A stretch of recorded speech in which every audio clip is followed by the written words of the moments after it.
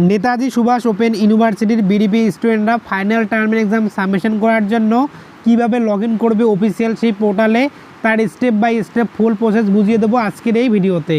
যেভাবে আপনারা assignment submission করার জন্য অফিসিয়াল পোর্টালে লগ ইন করেছেন, তার থেকে একটু আলাদা এই ফাইনাল টার্মিনাল এক্সামের লগ ইন পদ্ধতি।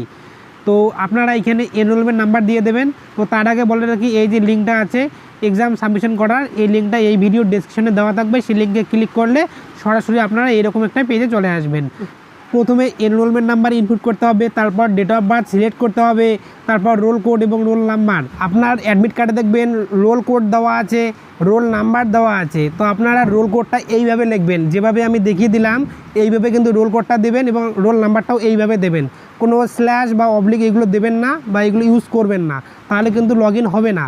আমি যেভাবে দেখিয়ে দিলাম সেইভাবে লগ ইন করবেন বা সেইভাবে ইনপুট করবেন। ইনপুট করার পর তারপর ফোন নম্বর এখানে ইনপুট করবেন, তারপর ইমেল দিলে হবে, না দিলে কোনো অসুবিধা নেই। তারপর সাইনে ক্লিক করলে আপনার যে মোবাইল নাম্বারটা এখানে দিয়েছেন সেই মোবাইল নাম্বার ওটিপি আসবে, সেই ওটিপিটা এখানে ইনপুট করলে সাবমিট বাটনে ক্লিক করলে কিন্তু লগ ইন হয়ে যাবে। আশা করি বোঝাতে পেরেছি যে কীভাবে লগ ইন করতে হবে। তো এইভাবে আপনারা লগ ইন করে প্রত্যেকটা পেপারে এক্সাম কমপ্লিট করবেন। আর এই এক্সামগুলোর হুবহু উত্তরপত্র পাওয়ার জন্য অবশ্যই NSOU পয়েন্টে যোগাযোগ করবেন। NSOU পয়েন্টের কন্ট্যাক্ট নাম্বার তো আমি অন স্ক্রিনে দিয়ে দিয়েছি।